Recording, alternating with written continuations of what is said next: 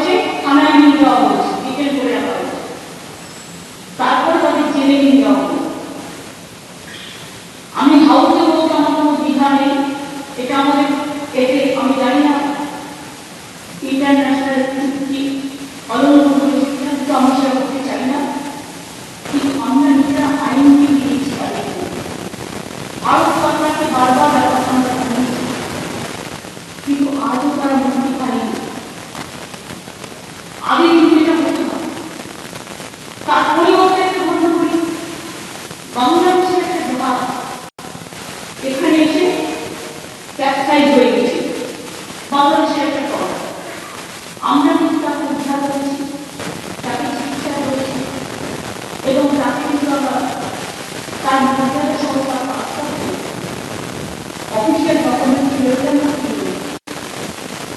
কিন্তু আজকে আমাদের অনেক বন্ধু বান্ধব, অনেক সঠিক, অনেক পূর্ব যারা পূর্বেও বেশি ছিলেন, তাদের অনেক আত্মীয় স্বজনে ওখানে সম্পত্তি আছে, তাদের পরিবার আছে, তাদের পরিজন আছে, এরপরে তারা থাকে কিন্তু ওখানে মেয়ের বিয়ে হয়েছে, ছেলের বিয়ে হয়েছে, তারা কিন্তু অফিসিয়াল পাসপোর্ট হোল্ডার।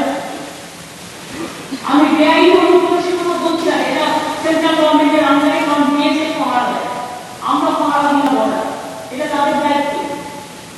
বাংলাদেশের সাম্প্রতিক ঘটনা নিয়ে আমি কোনো কথা বলবো না, এটা নিয়ে যা বলার ইন্ডিয়া গভর্নমেন্ট বলবে, কারণ আমাদের তৃণমূল কংগ্রেসের পলিসি হচ্ছে আমরা এক্সটার্নাল অ্যাফেয়ার্সের ব্যাপারে সেন্ট্রাল গভর্নমেন্টের করে আমরা সেই পথটাকে আমাদের পথ ধরে মেনে নিই। কিন্তু গত 10 দিন ধরে আমি দেখছি government of India is totally কিকমম একদম চুপ করে আছে। আর তার কারণে রোগ নিজে নিজে করতেই পারে, একটা স্বাধীনতা অধিকার, কিন্তু তারা বলছে আমরা বর্ডার আটকে দেবো, খাবার বাড়াতে দেবো না, তারা বলছে আমরা রেল স্টেশন আটকে দেবো, সেটা আমাদের এখতিয়ারে পড়ে না।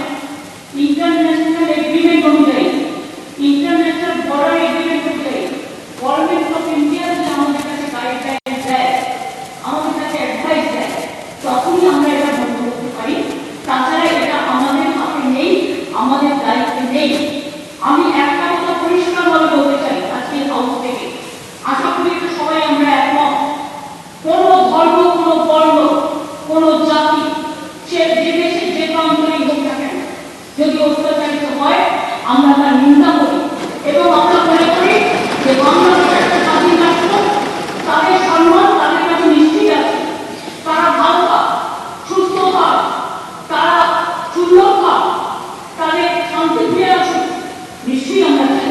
কিন্তু সাথে সাথে আমাদের পরিবার পরিষদের উপরে যাতে কোনো অত্যাচার না হয়, এটা গভর্নমেন্ট অফ ইন্ডিয়ার কাছে আমরা হাউস থেকে আবেদন জানাচ্ছি। পার্লামেন্ট এখনো চলছে যে দয়া করে প্রাইম মিনিস্টার দরকার হলে দুই দেশের সাথে কথা বলুন, যদি প্রধানমন্ত্রী অসুবিধা থাকে কোনো ব্যাপারে, ডিপ্লোমেটিক ব্যাপারে, external affairs external affairs minister parliament যখন চলছে, পার্লামেন্টের বিবৃতিতে দেশবাসীকে জানান যে তারা কি সিদ্ধান্ত গ্রহণ করেছে।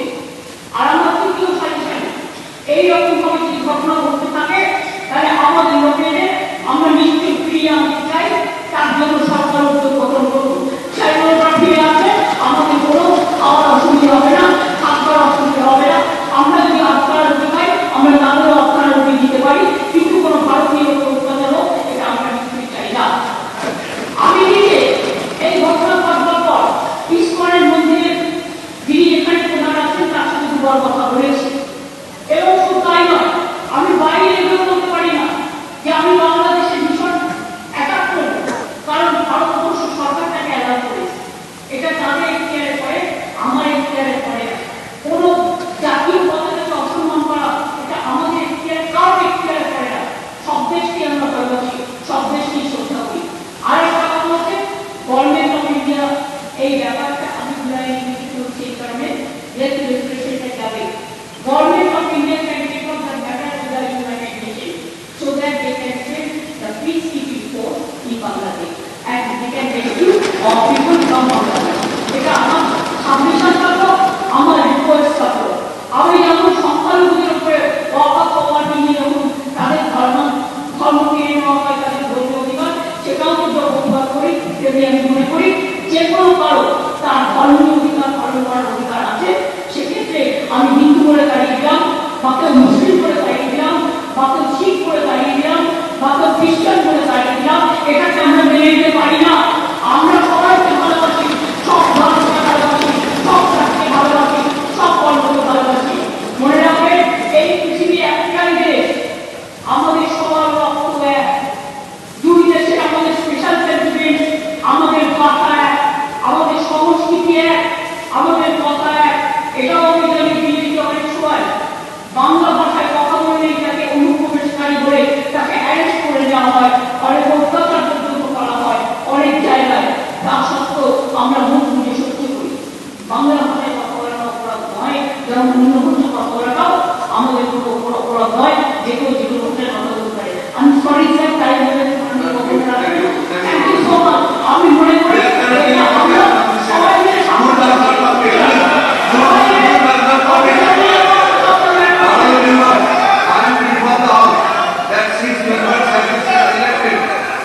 With the